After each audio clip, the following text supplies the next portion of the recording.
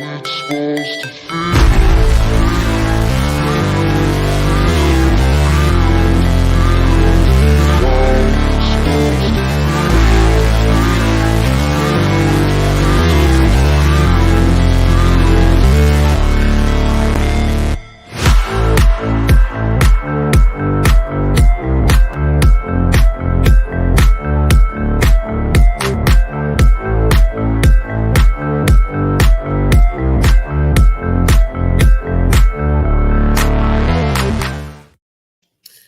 Hello, everyone. Welcome to North Shore 9 Postgame Show. The Pirates have won another game.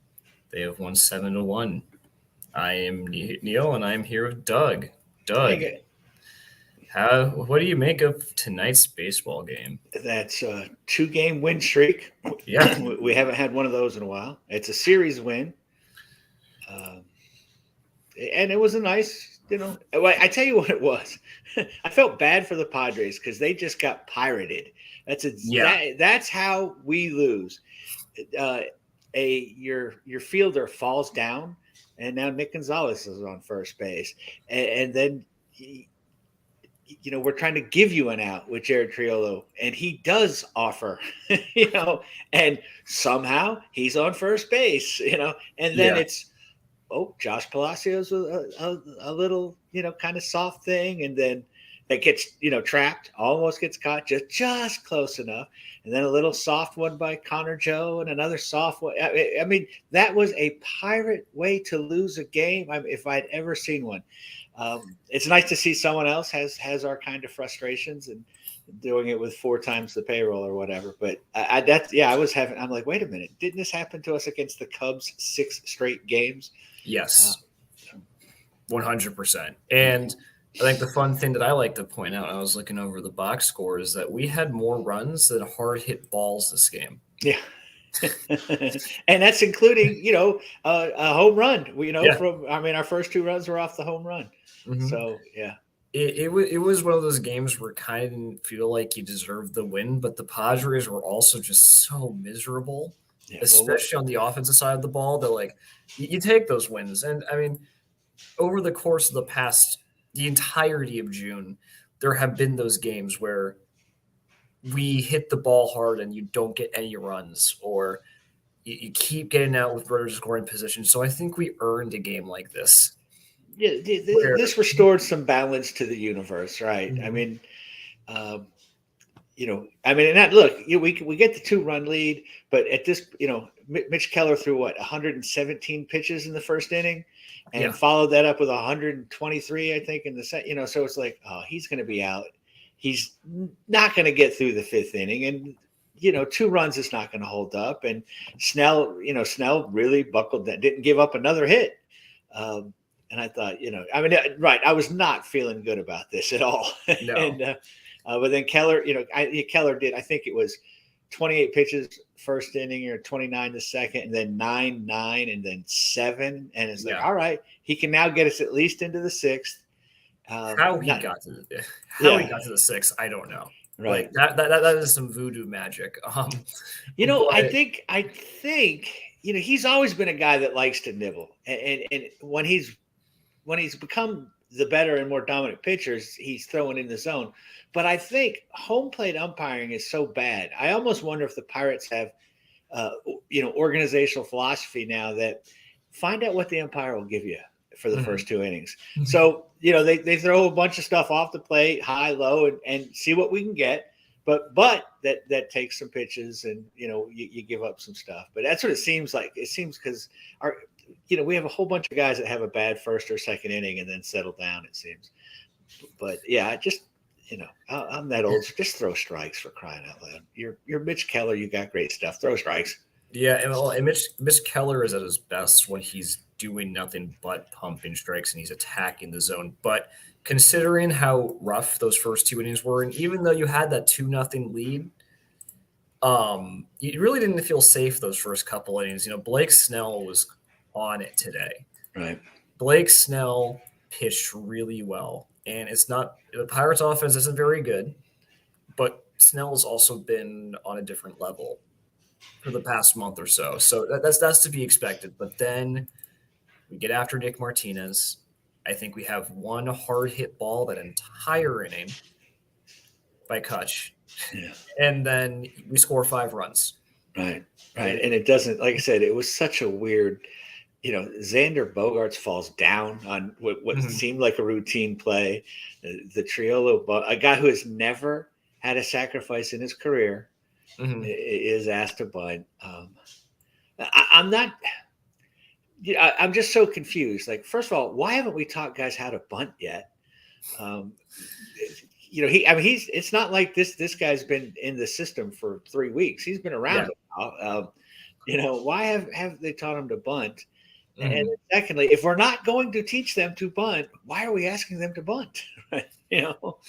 Yeah, I mean, it's kind of weird because, I remember like last year, part of the reason like they kept Cruz down was I think they unironically said like we're practicing sacrifice bunting and pinch hitting and things like that. Right. And so when you get stuff like that, you figure, oh, everyone must be bunting. But yeah, now we've had Connor Joe do it for the first time. We've had Jared Fioroli do it for the first time. Right. Yeah. It's weird. Yeah, I tweeted out that Andy Rodriguez was taking up all the bunting coach's time, and so maybe that's why Triolo couldn't get that. He's not a team player, so we should trade him. But yeah, let's start with the pitching and then go into the offense. I think so. Again, we already talked about Mitch Keller. Really, really rough 2 innings to start the game. A lot of balls. Limited the hard contact. But it really felt like one of those games where he just didn't have his best stuff. No. Yeah, and it was reminiscent of those where, he's going to give up 10 singles, but, they're going to score 7 runs off them. But yeah, he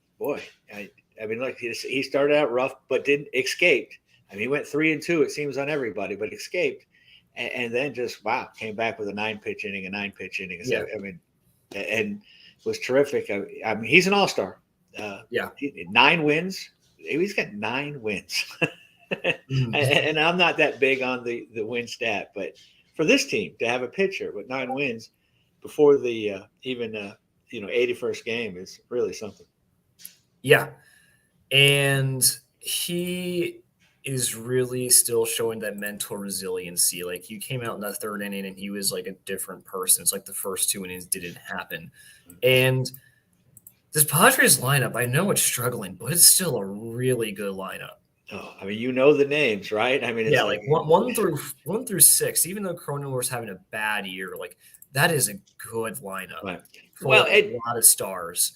And Keller put them to bed. Like, besides like a single from Machado here and like a Bogart single, like the Padres really didn't have any answers, and I don't think he gave up a single extra base hit, right? Right. And again, historically, this Pirates team, if a pitcher comes in, who was once great and has an ERA of 10, he gets his mojo back against our lineup. And Tucker Barnhart, had not hit a home run all year, was in an 0 for 70 with the Cubs. He gets his first home run. I mean, guys find their mojo against the Pirates quite often. So, you're right.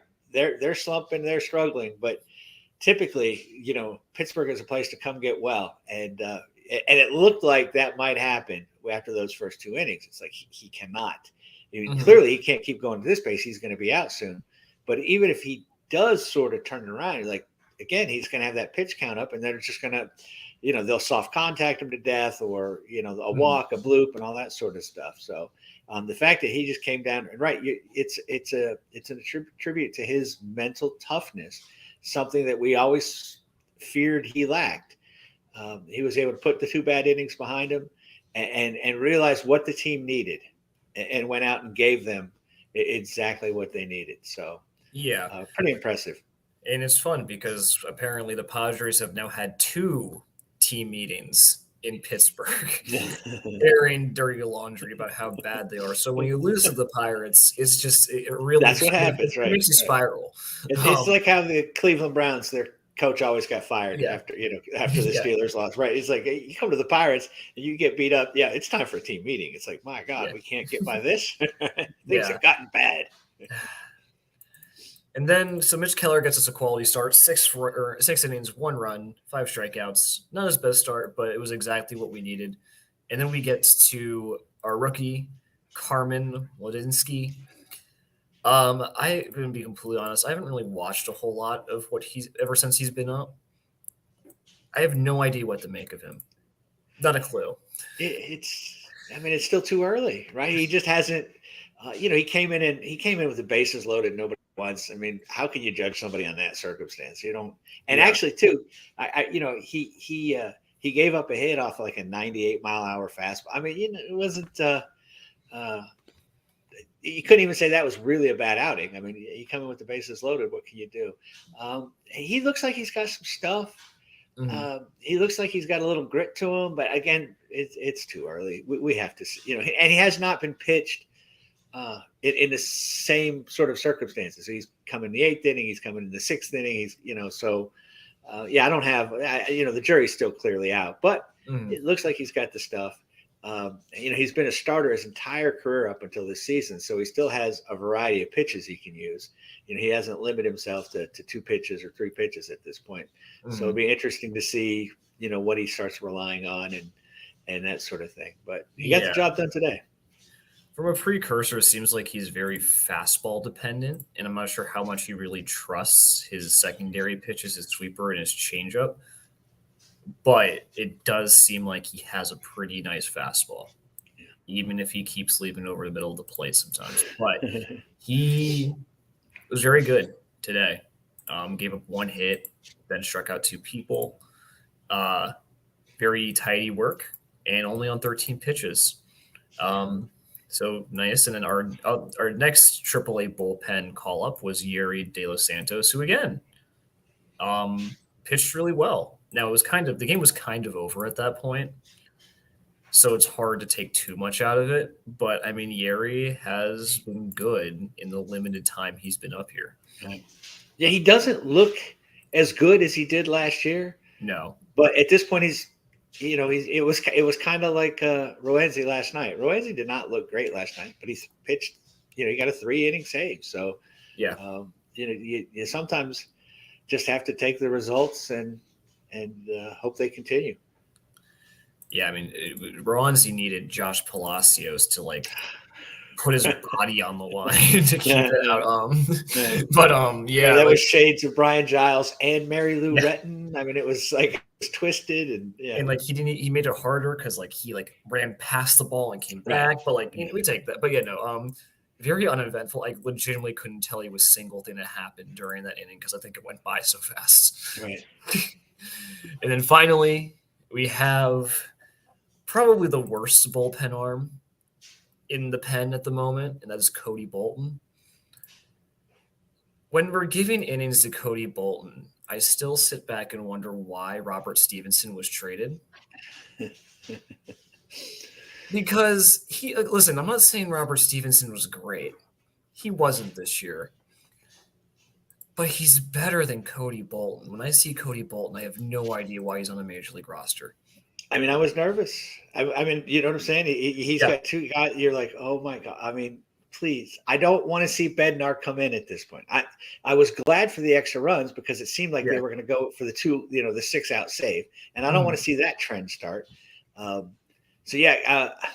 I cheer for Cody Bolton. I always feel bad for the guys like him, like Swagger. You get injured and we just forget about you. We write you off and say you're done and you stink. And it's like, no, he just, he missed a season with a knee injury, not even an elbow. But he has not looked great. He has not looked good. And and it is a little nerve-wracking. And okay, it's 7-1, that's fine. But in the big picture, we probably should have somebody better on this, roster in this bullpen than Cody Bolton. See, it's not even like a Johan Ramirez situation where he's been awful, which I think he got option, I'm pretty sure. But you can see that he has stuff. I don't think there's a single thing Cody Bolton does well as a pitcher. When I look at Cody Bolton pitch, I'm not impressed by anything. And he can throw hard. He was hitting high 97s today. Yeah. But the fastball's flat. But that's not uncommon, right? I mean, Yeah. the major league hitters can hit 98 miles an hour if it doesn't have any kind of movement. If it's Yeah. And so, I think, what are we doing here? Giving roster spots to Ryan Borucki and Cody Bolton. You know what I mean? Like, I know the bullpen's not. I know when the bullpen's not fully healthy, to be completely right. Yeah. I mean, it would definitely have been devastated by injuries. I mean, it really is remarkable. Honestly, when you look at it, where we are, given the my goodness,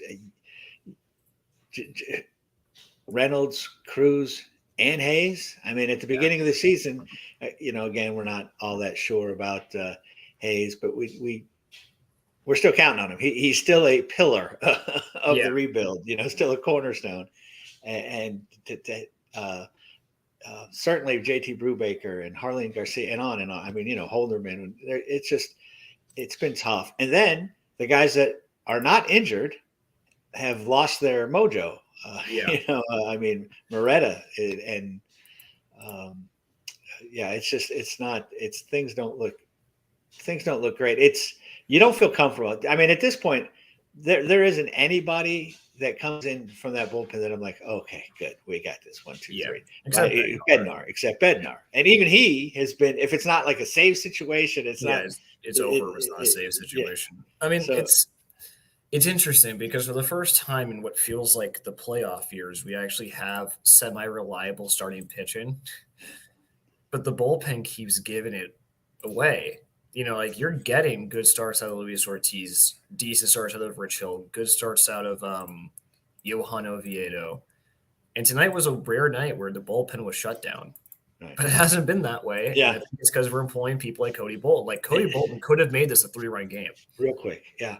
I mean, you're right. I mean, the bullpen did give shutout innings, but again, I mean, as soon as Majinski put somebody on, I was like, oh no. Yeah. I mean, there is no comfort level. You do not relax when anybody in this bullpen comes. Like we had there for a while with Holderman. You had just Holderman and Bednar. The 8th and 9th were nailed down, and then it was like Jose Hernandez was pitching well, and Robert Stevenson had a stretch there for a while, and Moretta was just lights out in May, and okay. But you're right, and this team has found all sorts of ways to waste good starting pitching. Either the bullpen blowing it up or the offense not scoring. But it's been the best starting pitching we've had. Well, I mean, again, I think Rich Hill's now got 6 or 7 wins. 7, I think. Yeah. Keller's got 9. I mean, right there is like what? Last year, I think our top guy had 5 or 6. So And I hate to give Jim credit here for anything, but he did tweet out something a couple of weeks ago that I think was pretty good. And it was like, this team is essentially going to go as far as the starting pitching allows it to. Right. And if we keep getting starts like that from Keller, there's a chance you can claw back into this division. Right. There is a possibility, but I think that kind of transitions into our offense, right? Because the offense has been atrocious all month. But we have scored 16 runs in the past 2 games. Today, we probably should have scored 3 tops. Right. We got 7. Yeah, I think the best place to start, and I almost want to see if there's like a graph because of his OPS, because I feel like this offense is basically dependent on how Carlos Santana is doing at any given point in time. Because whenever Carlos Santana is on, it feels like we're winning. Yeah. And when he's off, the offense feels absolutely useless. Well, there's again because he's always batting 4th or 5th, so that's part of it. He especially earlier in the season when Reynolds, if anything, if any of those guys were getting on, he was coming. So if he's driving in runs, we're going to do right, and if he's in one of those slumps, right, we're probably struggling. Now you add Henry Davis to the mix. Yeah. Man, I am so impressed with Henry Davis. Davis is so good. I mean, first of all, he's already a professional hitter, right? Yeah. He's already taking great at bats. And you hear about his leadership, and I'm like, I don't care. He's 11 years old. He's not going to come. This dude is probably by the end of this season, but by next season for sure, he is going to be the leader of this team. Yeah. I really believe that. I'm not saying he's going to usurp Kutch or anything, but he's going to be the vocal guy. He like I said, he's the guy that gets on first, steals second, looks out and says, "Now get me it." You know what I'm saying? It's really something, and he's just such a good hitter. He's such a good hitter. He does not look overmatched. He looks like he has a plan. He swings at strikes. It's really, really impressive what he's doing. I put him in right field. I'm not even. I'd love to see him catch one. I don't care. I just want to see him in the lineup. I want to see him batting at this point at batting third at least. And and it looks like now that Shelton has figured out that having Kutch and Davis close together makes a ton of sense. Because not too many guys can string hits together on this team. Yeah, I think the way Shelton in the front office does, like, they put the rookies in at like 6 or 7, not at the very bottom, so they're away from hedges, but they're also in a position where like they can like be rear center of the lineup without putting all the pressure on them. But yeah, like he does deserve to be third, and like his leadership. I mean, I sat behind the Pirates dugout at like 3 or 4 curve games before he got called up. Henry Davis, the entire game, was right next to the manager, talking strategy, talking about the game. Like the guy eats, breathes, and sleeves baseball. Like it is his thing. And so he's 100% the next leader of this team. Right. And Kutch is kind of a quiet leader. Right. I think Davis is going to very much be a vocal leader. Yeah, I do too. You can't say enough about him. And I think a small part is that he can steal bases as a catcher. Yeah. Yeah. He's 2 already. And right. And he does it. I mean, he does it so fundamentally sound. Like, right. I get the feeling if we asked Henry Davis to put a bunt down, he'd get a bunt down. Right. Yeah. And we'd look back and say he never had a bunt, but he'd do it. Because he's probably practiced it on his own initiative. Because that's right. He's just a baseball player. He loves the game. He loves playing, and he loves competing, loves winning. Right. He doesn't just want to go up there and get 4 hits. He wants to get 4 hits that matter. Yeah. And, like he's really been a nice spark plug. Like he homered. We lost that game because the bullpen blew it. But like you can kind of see a noticeable uptick in the offense with Davis in the lineup, which means that we really should be ending guys like Endy. I think Peguero is probably ready for AAA now. And I think this can be a nice segue into our 2 really young guys who came up similar to Davis and Nick Gonzalez, and someone who made his MLB debut today in Jared Triolo. I'm really happy Nick Gonzalez got his home run yesterday, his triple yesterday. 90% of the time, he looks overmatched. His contact, we are really seeing him struggle with his contact rates in the zone. And that needs to improve if he wants to stick around. And he's a slow starter at every level. I don't know how much patience the Pirates will have, but you're going to have some. I was surprised that today he was a short today, right? He was short again today. Yeah, I thought Triolo would go to short, and that he would go to second and Castro would go to third. But Derek Shelton always kind of surprises and mystifies us. So, but yeah, he's getting us some 3-2 counts today. So if he's not swinging out of that junk out of the zone, because he does have those great quick hands. But you're right. I mean, he has looked. Last night was great. Triple and a home run. That's wonderful. His hit today, not really a hit. Yeah.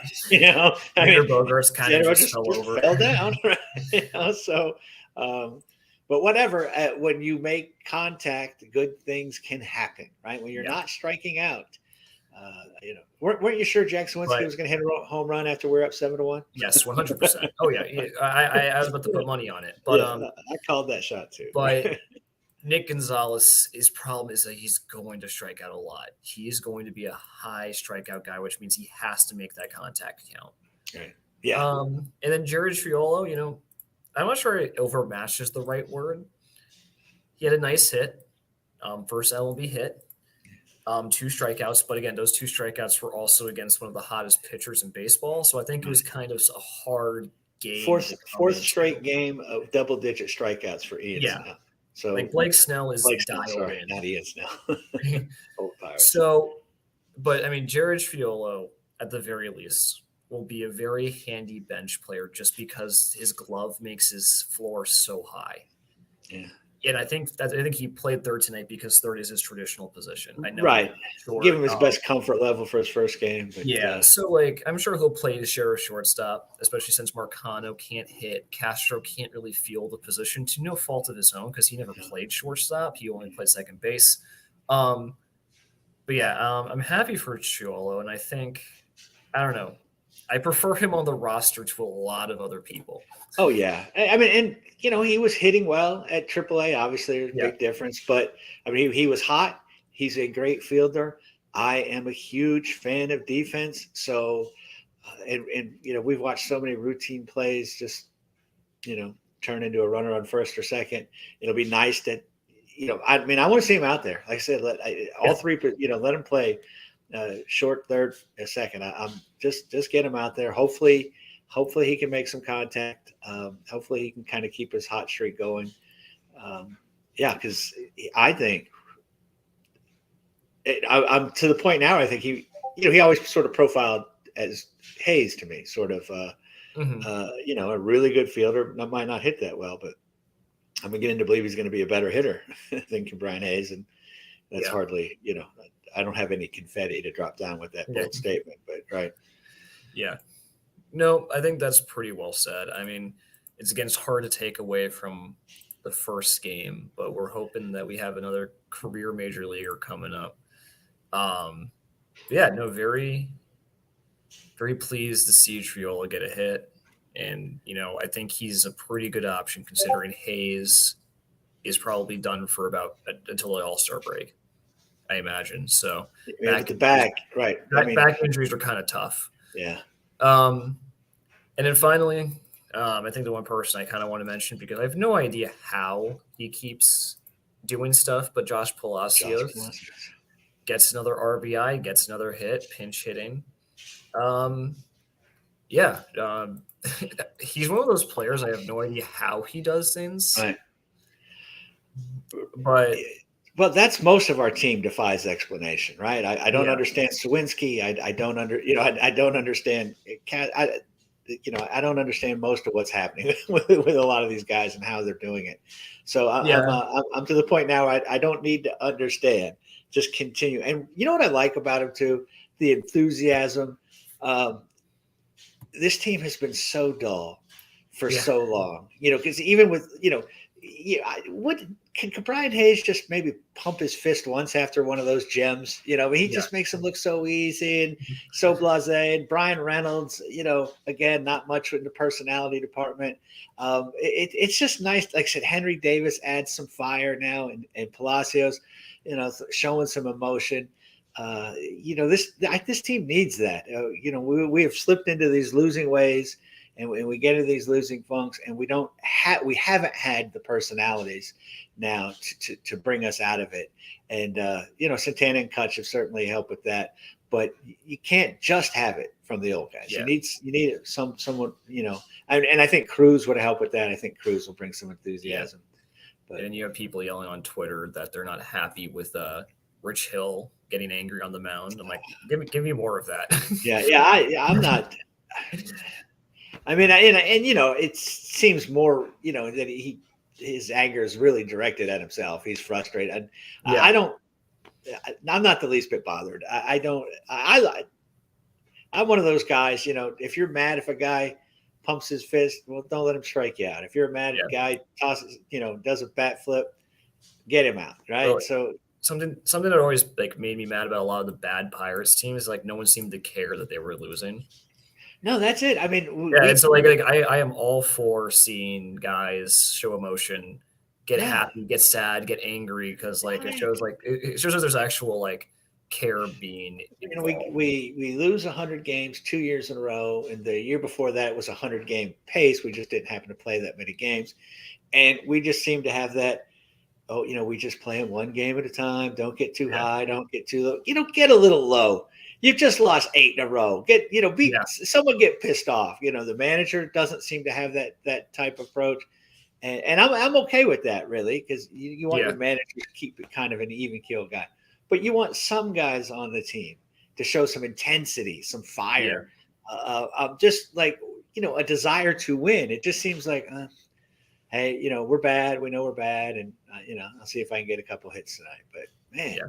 So, you're right. Palacios, he's making the plays in the field. He's got, it seemed like a little bit of an arm.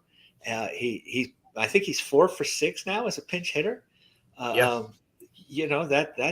nice. And with our offense and the guys we run out there consistently, there is many opportunities for a pinch hitter. You would think that there wasn't a DH anymore, how often that we have to use pinch hitters. So, I don't want to see Palacios batting third.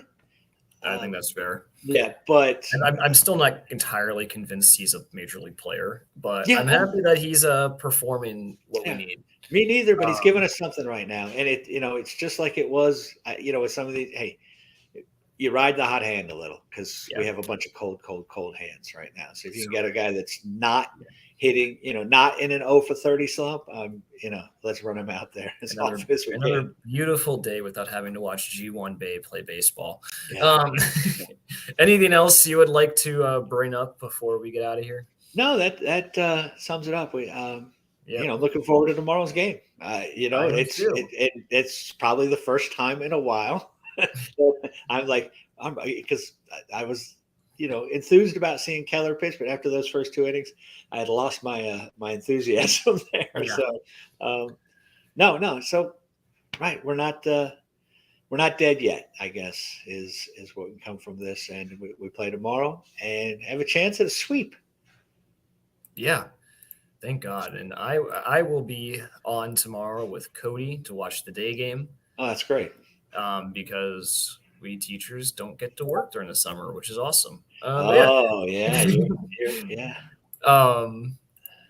But that being said, the Pirates win 7-1.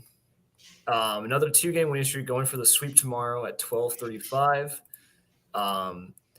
Thank you for joining us, and we will see you tomorrow. All right, see you guys.